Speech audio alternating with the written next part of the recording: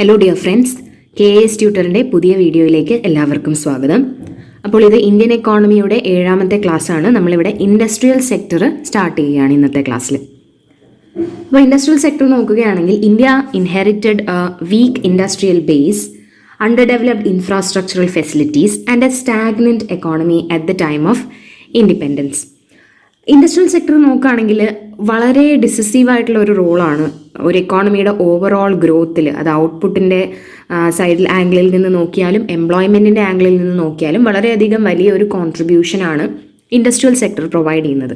അപ്പോൾ അത് മെയിനായിട്ട് കോൺട്രിബ്യൂട്ട് ചെയ്യുന്നത് അതിന് ഒരുപാട് ബാക്ക്വേർഡ് ആൻഡ് ഫോർവേഡ് ലിങ്കേജസ് ഉണ്ട് മറ്റ് രണ്ട് സെക്ടേഴ്സ്, അതായത് പ്രൈമറി സർവീസ് സെക്ടറുമായിട്ട്. ഇപ്പോൾ ലിങ്കേജ് എന്ന് പറഞ്ഞു കഴിഞ്ഞാൽ ഒരു സെക്ടർ ഡെവലപ്പ് ചെയ്യുന്നത് കാരണം മറ്റ് സെക്ടറുകളിൽ ഉണ്ടാകുന്ന ഡെവലപ്മെൻറ്റുകളെയാണ് നമ്മൾ ലിങ്കേജസ് എന്ന് വിളിക്കുന്നത്. ഫോർ എക്സാമ്പിൾ, ഒരു സ്ഥലത്ത് ഒരു ഫാക്ടറി വരുന്നു എന്ന് വിചാരിക്കുക. അപ്പോൾ ഫാക്ടറി എന്ന് പറയുന്നത് ഐസൊലേഷനിൽ വരുന്നൊരു സാധനമല്ല. ഫാക്ടറി വരുമ്പോഴത്തേക്കും ഒരുപാട് എംപ്ലോയീസ് അവിടെ വരുന്നു, അവരൊക്കെ അവിടെ അതിൻ്റെ സറൗണ്ടിങ് ഏരിയാസിൽ താമസമാക്കുന്നു. അങ്ങനെ താമസമാക്കുമ്പോൾ അവർക്ക് വേണ്ടിയിട്ടുള്ള സർവീസസ്, ഹോസ്പിറ്റൽസ്, സ്കൂൾസ്, അങ്ങനെയുള്ള സ്ഥാപനങ്ങളൊക്കെ വളർന്നു വരുന്നു.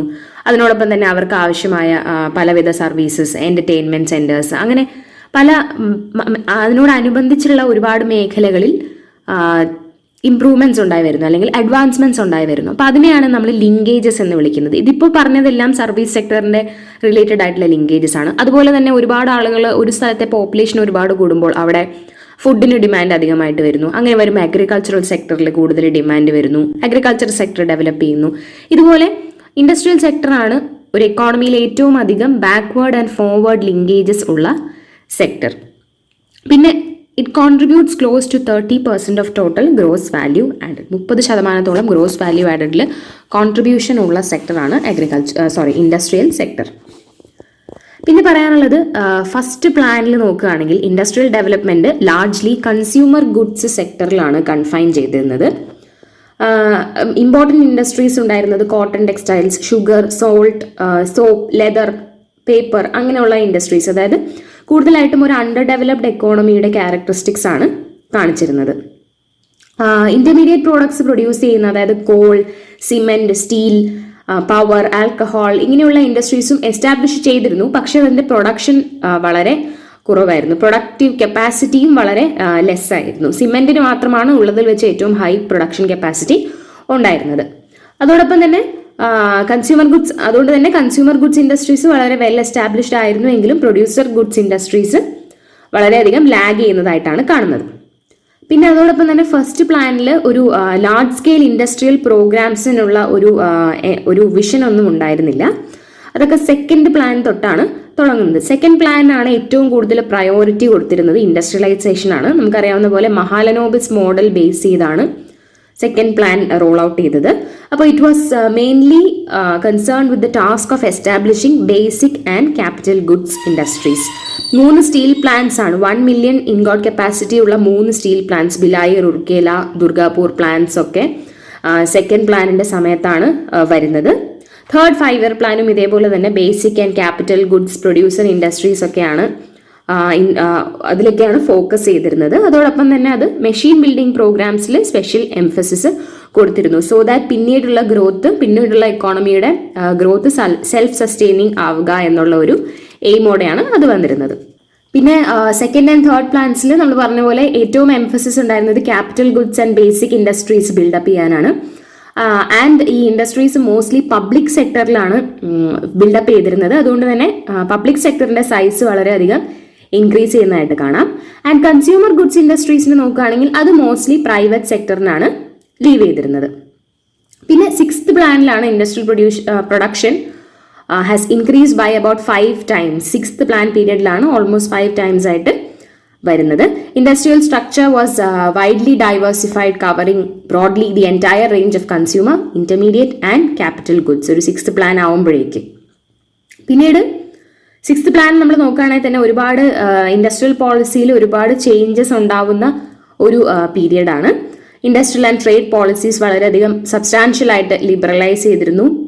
ആൻഡ് ഇൻഡസ്ട്രിയൽ പ്രൊഡക്ഷൻ പിക്കപ്പ് ചെയ്തു. പക്ഷേ there was also distortions in the economy because import intensive sector of consumer durables and group of chemicals, petrochemicals and allied industries വളരെയധികം മുന്നോട്ട് പോകുന്ന ഒരു ടെൻഡൻസിയാണ് 6th പ്ലാനിൽ കണ്ടുവരുന്നത്. പിന്നെ 7th പ്ലാൻ നോക്കുകയാണെങ്കിലും ആവറേജ് ഗ്രോത്ത് റേറ്റ് ഒരു 8.5% per annum average growth rate വരുന്നുണ്ട്. പക്ഷേ 8th പ്ലാനിൽ വളരെയധികം റെഡ്യൂസ്ഡ് അലൊക്കേഷൻ ആണ് കാണുന്നത്. അതായത് ബഡ്ജറ്ററി അലൊക്കേഷൻ നോക്കുകയാണെങ്കിൽ ഇൻഡസ്ട്രി ആൻഡ് മിനറൽസ് എന്ന് പറയുന്ന സെക്ടറിന് വളരെ റെഡ്യൂസ്ഡ് ആയിട്ടുള്ള ഒരു അലൊക്കേഷൻ മാത്രമാണ് കാണുന്നത്. പിന്നീട് liberalisation measures, new industrial policy ആ സമയത്താണ് വരുന്നത്. 1991 ന്യൂ ഇൻഡസ്ട്രിയൽ പോളിസി ആ സമയത്താണ് വരുന്നത്. അപ്പോൾ അതോടൊപ്പം ഉള്ള ലിബറലൈസേഷൻ മെഷേഴ്സ് വന്നു. അപ്പോൾ private sector was now destined to play an increasingly important role, especially അല്ലെങ്കിൽ സെക്യൂരിറ്റി ആൻഡ് സ്ട്രാറ്റജിക് കൺസേൺസ് വളരെ ഇമ്പോർട്ടൻ്റ് അല്ലാത്ത സെക്ടറുകളിൽ പ്രൈവറ്റ് സെക്ടറിൻ്റെ ഇമ്പോർട്ടൻസ് കൂടുതലായിട്ട് എൻവിസാജ് ചെയ്ത് തുടങ്ങുന്ന ഒരു പ്ലാനാണ് 8th പ്ലാൻ, അതായത് ന്യൂ ഇൻഡസ്ട്രിയൽ പോളിസി വന്നതിന് ശേഷമുള്ള പ്ലാൻ. അടുത്ത് നമുക്ക് പറയാനുള്ള ഒരു മേജർ കാര്യം ഇൻഡെക്സ് ഓഫ് ഇൻഡസ്ട്രിയൽ പ്രൊഡക്ഷൻ ആണ്. ട്രെൻഡ്സ് ഇൻ ഇൻഡസ്ട്രിയൽ പ്രൊഡക്ഷൻ നമ്മൾ ഇത് ഡിസ്കസ് ചെയ്തതിന് ശേഷം നമുക്ക് ട്രെൻഡ്സിലേക്ക് പോകാം. അപ്പോൾ ആദ്യം ഇൻഡെക്സ് ഓഫ് ഇൻഡസ്ട്രിയൽ പ്രൊഡക്ഷൻ ഇതൊരു 2 മാർക്കറായിട്ടോ 5 മാർക്കറായിട്ടോ ഒക്കെ ചോദിക്കാൻ സാധ്യതയുള്ള ഒരു ടോപ്പിക്കാണ്. IIP is a measure of industrial performance. അത് 77.6% വെയിറ്റേജ് കൊടുക്കുന്നത് മാനുഫാക്ചറിങ്ങിനാണ്, 14.4% മൈനിങ് ആൻഡ് 8% ഇലക്ട്രിസിറ്റി. അപ്പോൾ IIP ആണ് ഇൻഡസ്ട്രിയൽ പെർഫോമൻസിന്റെ ഏറ്റവും സോളിഡ് ആയിട്ടുള്ള indicator and it shows growth rates in different industry groups in a fixed period of time. Monthly ആണ് publish ചെയ്യുന്നത്. Ministry of statistics and programme ഇംപ്ലിമെന്റേഷന്റെ CSO ഇപ്പോൾ മെർജ് ചെയ്ത് നാഷണൽ സ്റ്റാറ്റിസ്റ്റിക്കൽ ഓഫീസ് എന്നാണ് ഇപ്പോൾ CSO NSSO കൂടെ merge ചെയ്ത് NSO എന്നാണ് വിളിക്കുന്നത്. അപ്പം മോസ്പിയുടെ NSO ആണ് ഇത് മന്ത്ലി ബേസിസിലാണ് പബ്ലിഷ് ചെയ്യുന്നത്. അപ്പോൾ IIP എന്ന് പറയുന്നത് ഒരു കോമ്പോസിറ്റ് ഇൻഡസ്ട്രീസ് ആണ്. അപ്പോൾ അതിൻ്റെ അകത്ത് 2 ക്ലാസിഫിക്കേഷൻ ആണ്, 2 ഗ്രൂപ്പ്സ് ആയിട്ടാണ് ഇൻഡസ്ട്രീസ് ക്ലാസിഫൈ ചെയ്തിരിക്കുന്നത്. Broad sectors and use based sectors. Broad സെക്ടേഴ്സിൽ വരുന്നത് mining, manufacturing, electricity and use based സെക്ടേഴ്സിൽ വരുന്നത് basic goods, capital goods, intermediate goods അങ്ങനെയുള്ളവയാണ്. പിന്നെ IIPയുടെ ബേസ് ഇയർ കറണ്ട് ഇപ്പോൾ ഉള്ള ബേസ് ഇയർ എന്ന് പറയുന്നത് 2011-12 ആണ്. പിന്നെ 8 കോർ ഇൻഡസ്ട്രീസ് ഓഫ് ഇന്ത്യ ആണ്. 40% ഓഫ് IIPയുടെ ഐറ്റംസിന്റെ 40% വെയിറ്റും 8 കോർ ഇൻഡസ്ട്രീസിലാണ് വരുന്നത്. അപ്പോൾ 8 കോർ ഇൻഡസ്ട്രീസ് എന്താണെന്ന് നമുക്ക് നോക്കാം. അതിനു മുമ്പായിട്ട് IIPയുടെ സിഗ്നിഫിക്കൻസ് നോക്കുകയാണെങ്കിൽ ഫിസിക്കൽ വോളിയം ഓഫ് പ്രൊഡക്ഷൻ കാണിക്കുന്ന ഒരേ ഒരു ഇൻഡെക്സ് IIP ആണ്. ഗവൺമെന്റ് ഏജൻസീസ് മെയിൻ ആയിട്ട് പോളിസി മേക്കിംഗ് പർപ്പസസിന് റെഫറൻസ് ആയിട്ട് ഉപയോഗിക്കുന്നത് IIP ആണ്. പിന്നെ GDPയുടെ quarterly and advance estimates measure ചെയ്യാനായിട്ടും IIP യൂസ് ചെയ്യുന്നുണ്ട്. ഏറ്റവും റീസെന്റ് ഡേറ്റ നോക്കുകയാണെങ്കിൽ, അതായത് ജൂലൈയിൽ വന്നിരിക്കുന്ന ഡേറ്റ നോക്കുകയാണെങ്കിൽ IIP 10.4% ഡിക്ലൈൻ ചെയ്തതായിട്ടാണ് കാണിക്കുന്നത്. അതിന് കാരണം എന്ന് പറയുന്നത് lower output in the manufacturing, mining and power generation sectors. നമുക്കറിയാവുന്ന പോലെ തന്നെ കോവിഡ് റിലേറ്റഡ് ലോക്ക്ഡൌൺ ഒക്കെ ആയിരുന്നത് കൊണ്ട് പല ഇൻഡസ്ട്രീസും അടച്ചു കിടക്കുകയായിരുന്നു. അപ്പോൾ അത് കാരണമാണ് ഇത്രയും ഹൈ ആയിട്ടുള്ള ഒരു ഫോള് വന്നിട്ടുള്ളത്. സോ ഇൻഡസ്ട്രിയൽ ഗ്രോത്ത് നമ്മൾ ഓവറോൾ ഫിസിക്കൽ ഇയറിൽ ഇൻഡസ്ട്രിയൽ ഗ്രോത്ത് നോക്കുകയാണെങ്കിൽ 29.2% ആയിട്ടാണ് ഫോൾ ചെയ്തിരിക്കുന്നത്, compared to 3.5% rise in corresponding period. കഴിഞ്ഞ വർഷത്തെ റൈസ് വെച്ച് കമ്പയർ ചെയ്ത് നോക്കുമ്പോൾ 29.2% ആയിട്ട് കോൺട്രാക്ട് ചെയ്തതായിട്ടാണ് കാണുന്നത്. ആൻഡ് നമ്മുടെ എക്കണോമിക് സർവേയിൽ കൊടുത്തിരിക്കുന്ന ഡേറ്റയും കൂടെ നമുക്കൊന്ന് നോക്കാം. അതിൽ അങ്ങനെ കൊടുത്തിരിക്കുന്നത് കൊണ്ട് IIP has moderated to about 3.8% in 2018-19. 2017-18 period വെച്ച് കമ്പയർ ചെയ്യുമ്പോൾ 2017-18 4.4% ഇപ്പോൾ 3.8% ആണ്. ആൻഡ് 2019-20 നോക്കിയാൽ 0.6% മാത്രമാണുള്ളത്, compared to 5% in the previous year. അപ്പോൾ അത് നോട്ട് ചെയ്യേണ്ട കാര്യമാണ്. എക്കണോമിക് സർവേയിൽ തന്നെ മെൻഷൻ ചെയ്തിരിക്കുന്ന കാര്യമാണ്. അപ്പോൾ ഓൾറെഡി ദർ വാസ് ഒരു ഇൻഡസ്ട്രിയൽ ഡീസലറേഷൻ ഉണ്ടായിരുന്നു. കോവിഡ് വരുന്നതിന് മുമ്പ് തന്നെ ഒരു ലോ ഗ്രോത്ത് റേറ്റ് ആയിരുന്നു എക്സ്പീരിയൻസ് ചെയ്തുകൊണ്ടിരുന്നത് എന്നുള്ളതാണ് നമ്മൾ അതിൽ നിന്ന് എടുക്കേണ്ട ഐഡിയ. അപ്പം അതിനുള്ള കാരണം മെയിനായിട്ട് മാനുഫാക്ചറിങ് ആക്ടിവിറ്റീസിൽ വന്ന ഒരു ഡാമ്പനിങ് ആണ്. കാരണം because of slower credit flow to medium and small industries, പിന്നെ NBFCs ലെൻഡിങ് കുറച്ചത് കാരണം അവരുടെ ലിക്വിഡിറ്റി ക്രഞ്ച് കാരണം അവർ ലെൻഡിങ് കുറച്ചു. അതേപോലെ തന്നെ ഡൊമസ്റ്റിക് ഡിമാൻഡിലുള്ള കുറവ്, പ്രത്യേകിച്ച് automotive sector, pharmaceuticals, machinery and equipment അങ്ങനെയുള്ള സെക്ടേഴ്സിൽ ഡൊമസ്റ്റിക് ഡിമാൻഡ്, അതായത് വിതിൻ ഇന്ത്യയിൽ ഉണ്ടായിരുന്ന ഡിമാൻഡിലുണ്ടായ കുറവ്. അതോടൊപ്പം തന്നെ ഇന്റർനാഷണൽ ക്രൂഡ് ഓയിൽ പ്രൈസസിന്റെ വോളറ്റാലിറ്റി ആൻഡ് ട്രേഡ് റിലേറ്റഡ് ആയിട്ടുള്ള അൺസർട്ടനിറ്റീസ്, ഇത്രയും കാര്യങ്ങളാണ് ഒരു ഇൻഡസ്ട്രിയൽ ഡാമ്പനിങ്ങിന് ഉള്ള റീസൺസ് ആയിട്ട് സർവേയിൽ പറയുന്നത്. And exports of key labour intensive sectors such as gems and jewellery, basic metals, leather products, textile products എല്ലാം ഈ ഫിനാൻഷ്യൽ ഇയറിൽ അണ്ടർ പെർഫോം ചെയ്തതായിട്ടാണ് കാണിക്കുന്നത്. അപ്പോൾ നോട്ട് ചെയ്യേണ്ടത് ഇത് കൊറോണ വരുന്നതിന് മുമ്പുള്ള ഡേറ്റയാണ്, അല്ലെങ്കിൽ അതിന് മുമ്പുള്ള സാഹചര്യമാണ് നമ്മളിപ്പോൾ പറയുന്നത്. സർവേയിൽ മെൻഷൻ ചെയ്തിട്ടുള്ള കാര്യങ്ങളാണ്. ഇൻഫ്രാസ്ട്രക്ചർ ആൻഡ് കൺസ്ട്രക്ഷൻ ഗുഡ്സ് നോക്കുകയാണെങ്കിലും it has decline by about 2.7%. പക്ഷേ intermediate goods, consumer non durable goods, primary goods ഒക്കെ ഒരു 12.2%, 3.9% ആൻഡ് 0.1% റെസ്പെക്റ്റീവ്ലി ഗ്രോത്ത് രജിസ്റ്റർ ചെയ്തിട്ടുണ്ട്. ഇനി 8 കോർ ഇൻഡസ്ട്രീസ് എന്താണെന്ന് നോക്കാം. സോ ഞാൻ നേരത്തെ പറഞ്ഞ പോലെ IIP ചോദിക്കാൻ സാധ്യതയുള്ള ഒരു ക്വസ്റ്റ്യൻ ആണ്. 2 മാർക്കറായിട്ടോ 5 മാർക്കറായിട്ടോ. 5 മാർക്കറായിട്ടാണ് ചോദിക്കുന്നതെങ്കിൽ അതിനകത്ത് 8 കോർ ഇൻഡസ്ട്രീസും കൂടെ ഒന്ന് ബ്രീഫ് ചെയ്യുന്നത് നല്ലതായിരിക്കും. അപ്പോൾ 8 കോർ ഇൻഡസ്ട്രീസും സെപ്പറേറ്റ് ആയിട്ട് ചിലപ്പോൾ ചോദിക്കാവുന്ന ക്വസ്റ്റ്യൻ ആണ്. So index of 8 core industries measure ചെയ്യുന്നത് ഏറ്റവും ഇമ്പോർട്ടൻ്റ് ആയിട്ടുള്ള 8 ഇൻഡസ്ട്രീസ്, അതായത് coal, crude oil, natural gas, refinery products, fertilisers, steel, cement and electricity. അപ്പോൾ IIPയുടെ 40% വെയിറ്റ് 8 കോർ ഇൻഡസ്ട്രീസ് ആണ് എടുക്കുന്നത്. അപ്പോൾ അതിന്റെ ഗ്രോത്ത് നോക്കുകയാണെങ്കിൽ വളരെ മീഗറായിട്ടുള്ള ഒരു പെർഫോമൻസ് മാത്രമാണ് കാണുന്നത്. പ്രീവിയസ് പീരീഡിലെ ഗ്രോത്ത് നോക്കുകയാണെങ്കിൽ അത് 5.1% ആണ്. അപ്പോൾ ഇതിന്റെ വെയിറ്റേജിന്റെ ഡിക്രീസിങ് ഓർഡറിൽ നോക്കുകയാണെങ്കിൽ ഏറ്റവും കൂടുതൽ വെയിറ്റേജ് ഉള്ളത് റിഫൈനറി പ്രോഡക്ട്സിനാണ്. അതിനുശേഷം electricity, steel, coal, crude oil, natural gas, cement, fertilisers. ഇപ്പം ഫ്രീക്വന്റ് ആയിട്ട് 8 കോർ ഇൻഡസ്ട്രീസ് ന്യൂസിൽ വരുന്ന ഒരു ടോപ്പിക്കാണ്. ബിക്കോസ് ഗ്രോത്ത് വളരെയധികം കുറഞ്ഞു വരുന്ന ഒരു സിറ്റുവേഷൻ ആയതുകൊണ്ട് തന്നെ 8 കോർ ഇൻഡസ്ട്രീസ് ന്യൂസിൽ വരുന്ന ഒരു ടോപ്പിക്കാണ്. അടുത്ത് നമുക്ക് ട്രെൻഡ്സ് ഇൻ ഇൻഡസ്ട്രിയൽ പ്രൊഡക്ഷൻ നോക്കാം. അത് സിലബസിൽ അങ്ങനെ കൊടുത്തിരിക്കുന്നതുകൊണ്ടാണ് അങ്ങനെ ഡിസ്കസ് ചെയ്യുന്നത്. സോ നമ്മളൊരു 4 ഫേസ് ആയിട്ട് ഡിവൈഡ് ചെയ്തിട്ടാണ് ഇത് നോക്കുന്നത്. ഫേസ് 1 ഫസ്റ്റ് 3 പ്ലാൻസിന്റെ പീരീഡ്, അതായത് 1951 to 65 വരെയുള്ള പീരീഡ് ആണ് നോക്കുന്നത്.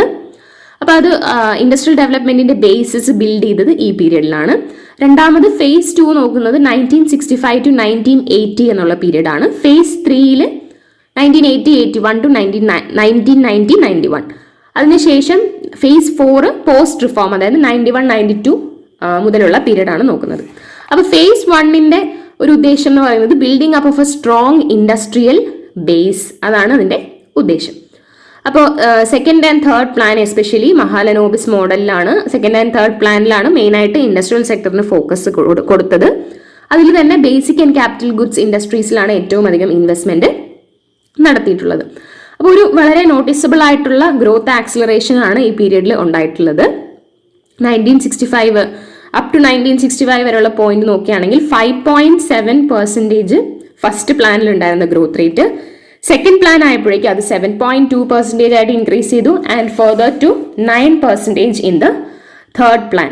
അപ്പോൾ ഇതിൽ ഏറ്റവും കൂടുതൽ നോട്ട് ചെയ്യേണ്ട പോയിന്റ് എന്ന് പറയുന്നത് rate of growth of capital goods industries വളരെയധികം ഷൂട്ടപ്പ് ചെയ്തു. 9.8% പെർ ആനം ഫസ്റ്റ് പ്ലാനിൽ നിന്ന് സെക്കൻഡ് പ്ലാൻ ആയപ്പോഴേക്കും 13% ആൻഡ് തേർഡ് പ്ലാൻ ആയപ്പോഴേക്കും 19% വരെ ഇംപ്രൂവ്മെന്റ് ഉണ്ടായിട്ടുണ്ട്. അതോടൊപ്പം തന്നെ ബേസിക് ഇൻഡസ്ട്രീസിൽ വളരെയധികം ഡെവലപ്മെന്റ് ഉണ്ടായ ഒരു പീരീഡ് ആണ്. അതിലെ റേറ്റ് ഓഫ് ഗ്രോത്ത് നോക്കുകയാണെങ്കിൽ 4.7% in the first plan to 10% per annum in the third plan. അപ്പോൾ അത് കാണിക്കുന്നത് a strong base for industrial development was laid during the first 3 plan periods. അപ്പോൾ ഇത് മാസീവ്, ഏറ്റവും കൂടുതൽ അതിൽ കോൺട്രിബ്യൂട്ട് ചെയ്തത് massive expansion of investment in the public sector ആണ്. ബിക്കോസ് പ്രൈവറ്റ് സെക്ടർ ആ സമയത്ത് അതിന് കേപ്പബിൾ അല്ലാതിരുന്ന ഒരു ടൈം പീരിയഡ് ആണ്. അടുത്ത ഫേസ് 2 നോക്കുകയാണെങ്കിൽ അത് it was a period of industrial deceleration and structural retrogression എന്ന് നമുക്ക് പറയാം. അപ്പോൾ 1965 to 1976 വളരെ ഷാർപ്പായിട്ടുള്ള ഒരു ഡീസിലറേഷൻ ആണ്, അതായത് ഒരു പുറകോട്ട് പോക്കാണ് ഇൻഡസ്ട്രിയൽ ഗ്രോത്തിൽ കാണുന്നത്. റേറ്റ് ഓഫ് ഗ്രോത്ത് നോക്കുകയാണെങ്കിൽ it fell from 9% during the third plan to a mere 4.1% during the period 1965 to 1976. And ഇത് നോക്കേണ്ട കാര്യം, ഈവൻ ഇത്രയും ചെറിയ ഒരു ഗ്രോത്ത് റേറ്റ് പോലും ഒരു ട്രൂ സിറ്റുവേഷൻ കാണിക്കുന്നില്ല എന്നുള്ളതാണ് അവിടുത്തെ പ്രശ്നം. അതായത് 10% ഓൾമോസ്റ്റ് ഇൻഡസ്ട്രിയൽ പ്രൊഡക്ഷൻ ഇൻക്രീസ് 1976-77 ഉണ്ടായി. എന്നിട്ട് പോലും ഇത്രയും വലിയൊരു റിഡക്ഷൻ ആണ് ഉണ്ടായിട്ടുള്ളത്. 1979-80 recorded negative growth of industrial production of -1.6%. 1965-76 നോക്കുകയാണെങ്കിൽ ക്യാപിറ്റൽ ഗുഡ്സ് സെക്ടർ 2.6% ആയിട്ട് മാത്രമാണ് ഗ്രോ ചെയ്തിട്ടുള്ളത്. Decline in the growth of capital goods industries and basic industries after third plan കാണിക്കുന്നതാണ് സ്ട്രക്ചറൽ റിട്രോഗ്രഷൻ എന്നുള്ള phenomenon.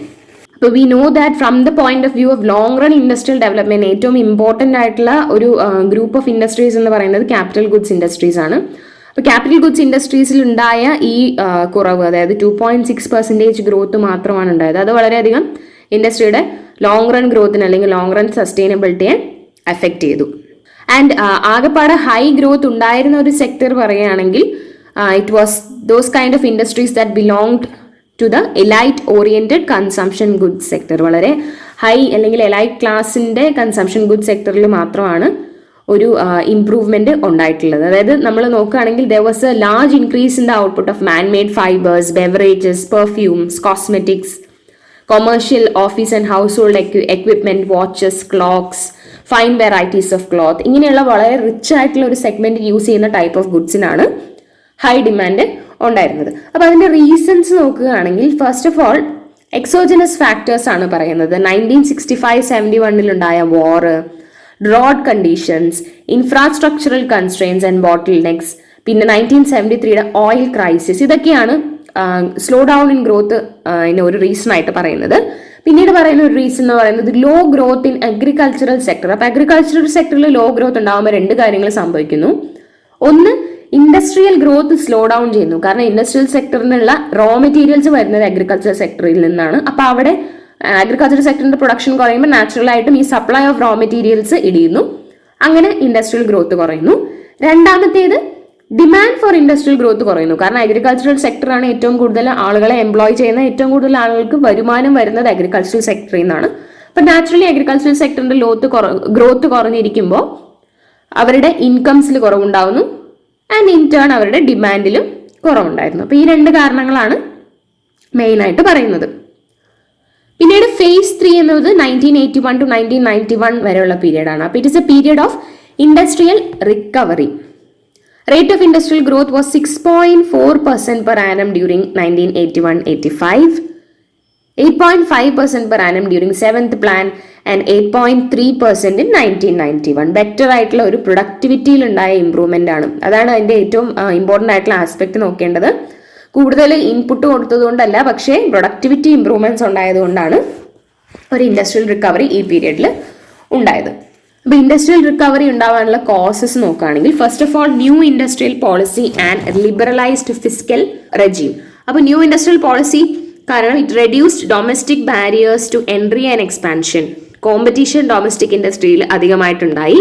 സിംപ്ലിഫൈയിങ് procedures and providing easy access to better technology and intermediate material imports.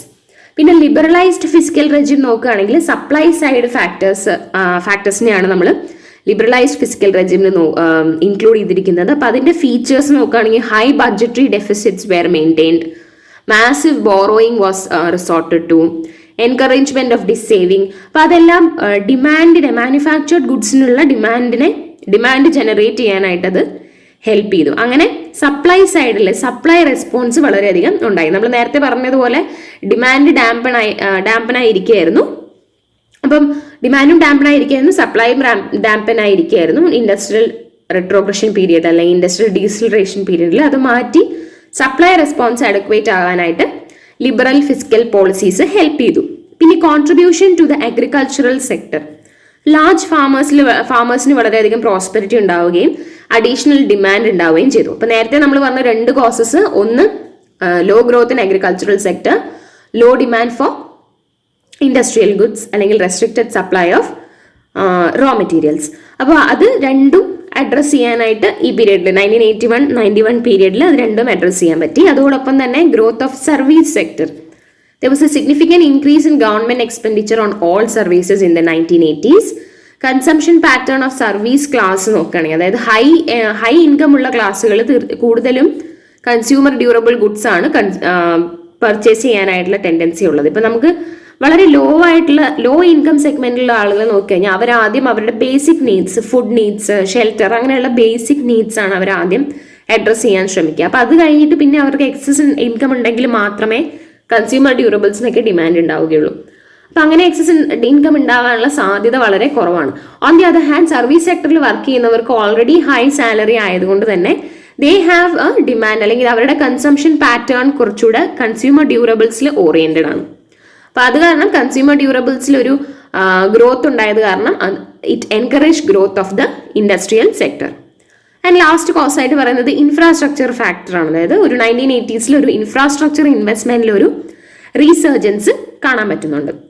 ഇനി face 4 നോക്കുകയാണെങ്കിൽ 1991-92 onwards, അതായത് new economic reforms introduce ചെയ്തതിന് ശേഷമുള്ള period ആണ്. Liberalisation measures, major liberalisation measures designed to affect the performance of the industrial sector. അതിൻ്റെ അകത്ത് include ചെയ്തിരിക്കുന്നത് wide scale reduction in the scope of industrial licensing വളരെയധികം കുറയ്ക്കുകയും അതോടൊപ്പം തന്നെ simplification of rules and regulations, ഇൻഡസ്ട്രീസിന് പാർട്ടിസിപ്പേറ്റ് ചെയ്യാനുള്ള റൂൾസ് ആൻഡ് റെഗുലേഷൻസ് കുറയ്ക്കുക.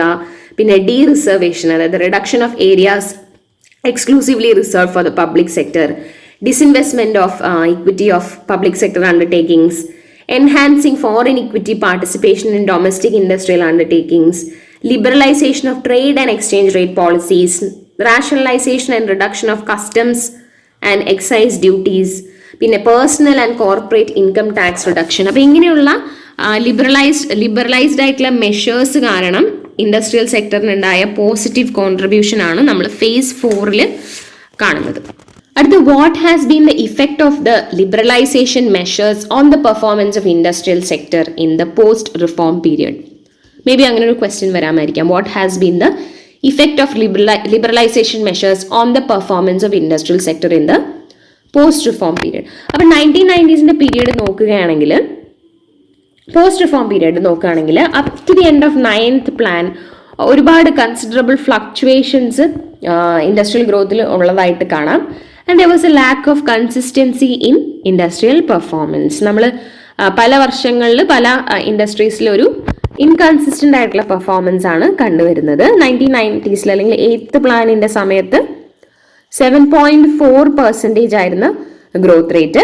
അത് സെയിം ആയിരുന്നു, ടാർഗറ്റഡ് ഗ്രോത്ത് റേറ്റിന്റെ സെയിം ആയിട്ടുള്ള ഒരു സാറ്റിസ്ഫാക്ടറി ആയിട്ടുള്ള പെർഫോമൻസ് ആണ് 8th പ്ലാനിൽ കാണുന്നത്. പക്ഷെ 9th പ്ലാൻ നോക്കുകയാണെങ്കിൽ 5% മാത്രമാണ് growth rate. Targeted growth rate 8.2% ആയിരുന്നു ടാർഗറ്റഡ് ഗ്രോത്ത് റേറ്റ്.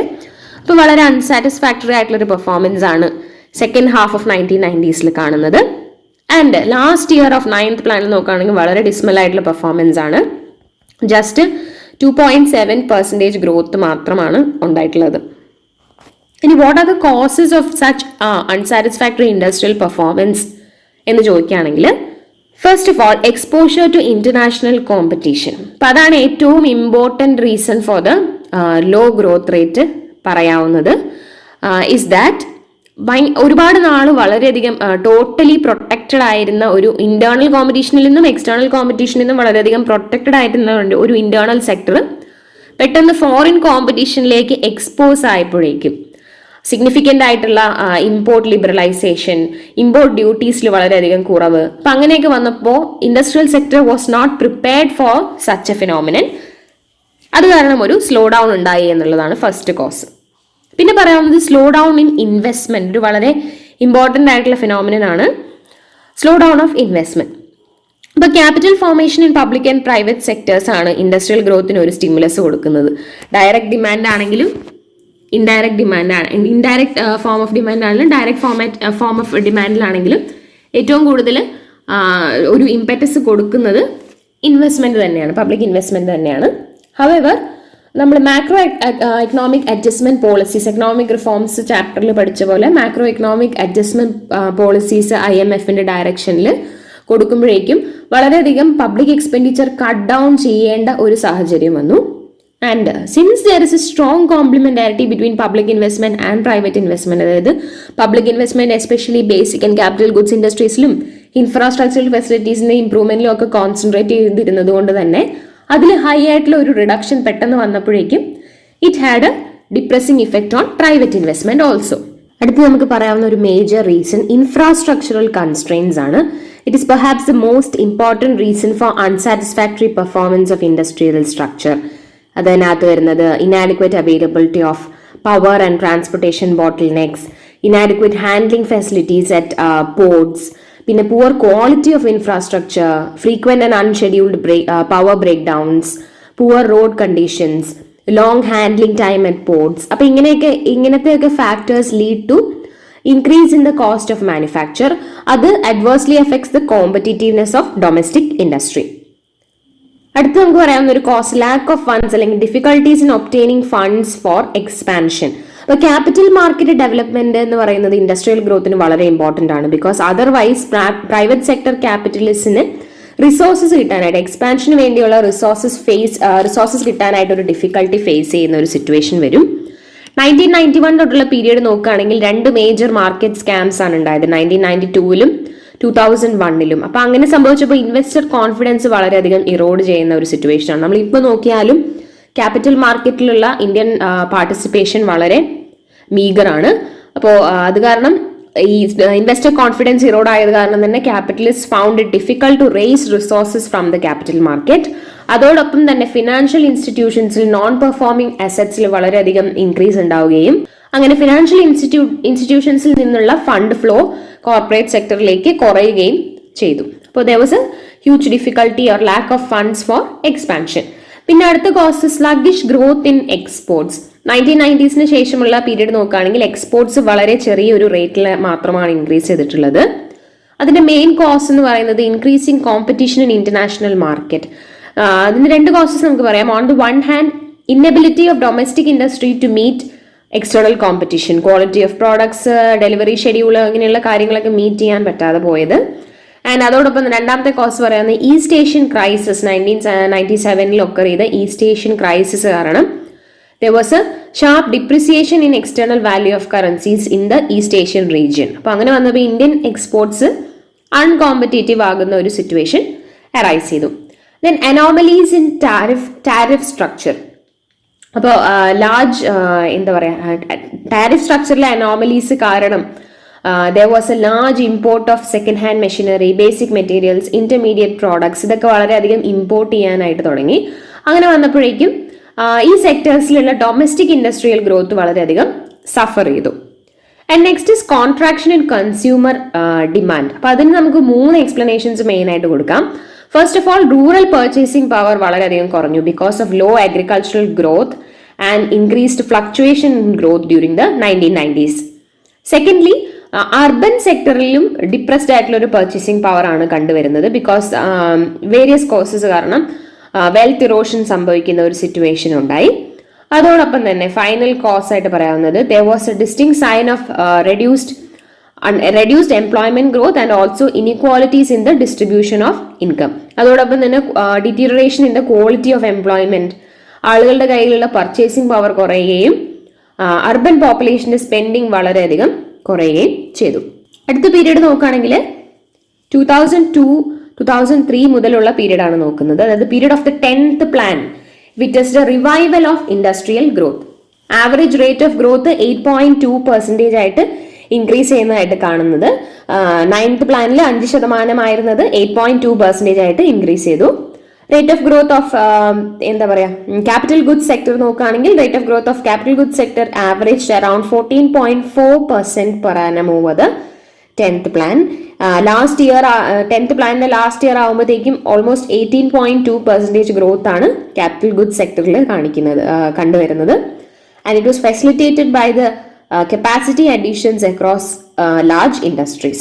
ഇനി average rate of growth of industry production during 11th plan നോക്കുകയാണെങ്കിൽ 6.9% മാത്രമാണ് വന്നിട്ടുള്ളത്. And also there were wide fluctuations during this plan. 12th plan നോക്കുകയാണെങ്കിലും വളരെ unsatisfactory ആയിട്ടുള്ള ഇൻഡസ്ട്രിയൽ പെർഫോമൻസ് ആണ് കാണുന്നത്. there was a sharp decline in investment activity and average growth rate was only about 1.4% per annum. അപ്പോൾ അത് rising cost conditions അതോടൊപ്പം falling demand conditions ഒക്കെ കാരണം കോർപ്പറേറ്റ് പ്രോഫിറ്റബിലിറ്റി കുറഞ്ഞു. In turn affected investment decisions of firms. അതോടൊപ്പം തന്നെ slow pace of mega projects implementation, decline in the number of new projects capital goods സെക്ടറിനെ adverse ആയിട്ട് effect ചെയ്തു.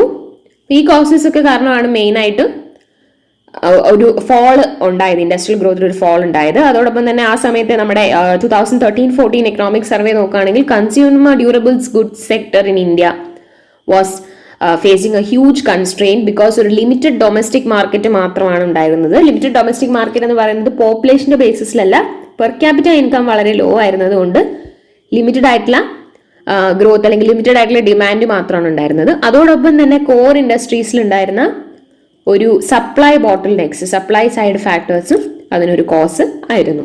ഇനി അടുത്ത് what were the problems of industrial development എന്നുള്ള ഒരു discussion നമുക്ക് ചെയ്യാവുന്നതാണ്. ഇൻ കേസ് അങ്ങനെ ഒരു ക്വസ്റ്റ്യൻ വരികയാണെങ്കിൽ what were the problems of industrial development in India എന്നുള്ള ഒരു എസ്സേ ആയിട്ട് ചോദിക്കാൻ സാധ്യതയുള്ള ഒരു ക്വസ്റ്റ്യൻ ആണ്. അപ്പോൾ അതിൽ ആദ്യമായിട്ട് പറയാവുന്നത് gap between targets and achievements.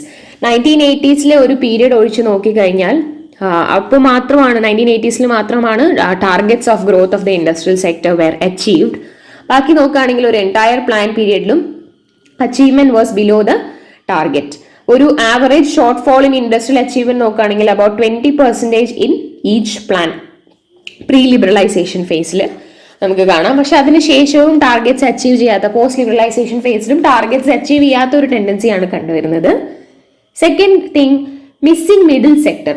Indian manufacturing sector നോക്കുകയാണെങ്കിൽ it is characterised by dualism എന്നുള്ള ഒരു ക്യാരക്ടറിസ്റ്റിക് ആണ് കണ്ടുവരുന്നത്. അതായത് there is strong concentration of employment in small enterprises, അതായത് ഒരു 10 താഴെ വർക്കേഴ്സ് എംപ്ലോയ് ചെയ്യുന്ന enterprises, and also in large enterprises more than 500 വർക്കേഴ്സിനെ എംപ്ലോയ് ചെയ്യുന്നത്. അപ്പൊ ആ ഒരു മിഡിൽ സെക്ടറിനകത്ത് ഒരു മീഡിയം സ്കെയിലുള്ള ഇൻഡസ്ട്രീസിന്റെ ഒരു ആബ്സെൻസ് ആണ് നമുക്ക് കാണാൻ പറ്റുന്നത്.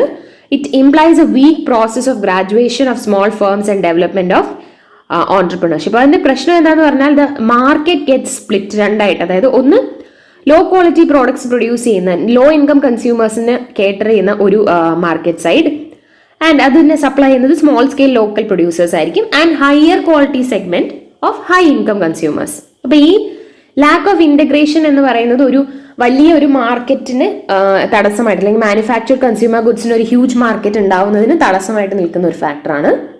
പിന്നെ പറയാവുന്നത് അണ്ടർ യൂട്ടിലൈസേഷൻ ഓഫ് കപ്പാസിറ്റി. അപ്പൊ കപ്പാസിറ്റി എന്നുള്ളത് ഡിഫൈൻ ചെയ്യാൻ വളരെ ഡിഫിക്കൽട്ട് ആണ്, എങ്കിലും it is assume that average level of utilisation in India in a number of industries fluctuates around 50 to 60%. അതായത് ടോട്ടൽ ഇൻസ്റ്റാൾ കപ്പാസിറ്റിയുടെ 50-60% മാത്രമാണ് യൂട്ടിലൈസ് ചെയ്യുന്നത്. It is because of raw material shortages, പിന്നെ technical setbacks അല്ലെങ്കിൽ technical knowledge shortages, frequent power failure, government policy, labour dispute കാരണം അടച്ചിടുന്നു, പിന്നെ demand, lack of demand, അങ്ങനെയുള്ള factors ഒക്കെയാണ് അതിന് റെസ്പോൺസിബിൾ ആയിട്ടുള്ളത്. അടുത്ത് നമുക്ക് പറയാവുന്നത് പെർഫോമൻസ് ഓഫ് പബ്ലിക് സെക്ടർ വളരെ ഡിസ്മൽ ആയിട്ടുള്ള ഒരു പെർഫോമൻസ് ആണ് കണ്ടുവരുന്നത്. ബട്ട് പബ്ലിക് സെക്ടറിനെ നമുക്ക് പ്രോഫിറ്റ് എന്നുള്ള ഒരു യാർഡ് സ്റ്റിക്ക് വെച്ച് മാത്രം നമുക്ക് അളക്കാൻ പറ്റില്ല, കാരണം അതിന് വേറെ ബ്രോഡായിട്ടുള്ള സോഷ്യോ എക്കണോമിക് ഒബ്ജക്റ്റീവ്സ് ഉണ്ട്. പക്ഷെ എങ്കിലും വളരെ accumulation of large losses in the public sector എന്ന് പറയുന്ന ഒരു വലിയ പ്രശ്നമാണ്.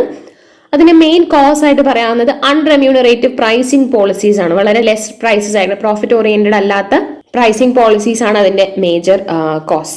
പിന്നെ നമുക്ക് പറയാവുന്നത് ഇൻഫ്രാസ്ട്രക്ചറൽ കൺസ്ട്രെയിൻസ്. ഓൾറെഡി നമ്മൾ ഡിസ്കസ് ചെയ്തൊരു ടോപ്പിക്കാണ്. So poor quality and high cost of infrastructure, particularly power and transport network. പിന്നെ നമ്മൾ റോ മെറ്റീരിയൽ സപ്ലൈ നോക്കുകയാണെങ്കിൽ supply of coal has mostly been less than demand, shortage of gas availability. Transport network നോക്കുകയാണെങ്കിൽ severe capacity and quality constraints are there. Poor riding quality and congestion in trucks and bus speeds on Indian highways.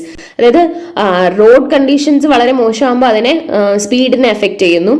And more than half അല്ലെങ്കിൽ less than half expected average മാത്രമാണ് speed നമുക്ക് കിട്ടുന്നത്. Also rail corridors നോക്കുകയാണെങ്കിൽ വളരെ high density ആയിട്ടുള്ള rail corridors ആണ്. They face capacity constraints as well as poor maintenance. അങ്ങനെയുള്ള constraints industrial ഗ്രോത്തിനെ എഫക്ട് ചെയ്യുന്നു എന്നുള്ളത് മാത്രമല്ല, it also reduces the competitiveness of Indian industries. പിന്നെ റീജിയണൽ ഇംബാലൻസസ്. ഇൻഡസ്ട്രിയൽ ഡെവലപ്മെന്റ് എപ്പോഴും it was concentrated in a few states. 4 industrially advance states ആയിട്ടുള്ള Maharashtra, Gujarat, Karnataka, Tamil Nadu, 2015-16 date നോക്കുകയാണെങ്കിൽ more than 45% of total factories, more than 48% of invested capital and more than 50% of gross industrial output was from these states. അപ്പോൾ economic development close ആയിട്ട് industrial ഡെവലപ്മെന്റിനോട് linked ആയിട്ടുള്ളത് കൊണ്ട് തന്നെ പല സ്റ്റേറ്റ്സും ഇൻഡസ്ട്രിയൽ ഡെവലപ്മെന്റിൽ ലാഗ് ബിഹൈൻഡ് ചെയ്യുന്നതായിട്ടാണ് കാണുന്നത്. ഈവൻ ദോ ഒരുപാട് ഇൻവെസ്റ്റ്മെന്റ്സ് ബീഹാർ, ഒഡീഷ, മധ്യപ്രദേശ് പോലെയുള്ള സ്റ്റേറ്റ്സിലൊക്കെ investments were undertaken but effective ആയിട്ട് വരാത്ത ഒരു സിറ്റുവേഷൻ ആണ് കാണുന്നത്. Next we can talk about industrial sickness. അപ്പോൾ ഒരുപാട് ഇൻഡസ്ട്രീസിന് ഇൻഎഫിഷ്യന്റ് മാനേജ്മെന്റ് കാരണം നന്നായിട്ട് ഫംഗ്ഷൻ ചെയ്യാൻ പറ്റാത്തതിനെയാണ് നമ്മൾ ഇൻഡസ്ട്രിയൽ സിക്നെസ് എന്ന് പറയുന്നത്. So, ഒരുപാട് major cause of industrial sickness is that for a long period industries were protected from international competition and therefore അവർ ഒരു സബ് ഓപ്റ്റിമൽ കപ്പാസിറ്റിയിലാണ് എപ്പോഴും ഓപ്പറേറ്റ് ചെയ്യുന്ന ഒരു ടെൻഡൻസി കാണുന്നത്, leading to a high cost industrial structure. Also technology improvement, quality improvement അങ്ങനെയുള്ള ഫാക്ടേഴ്സിലൊന്നും focus ചെയ്യാത്ത ഒരു സിറ്റുവേഷൻ ഉണ്ടായിരുന്നു.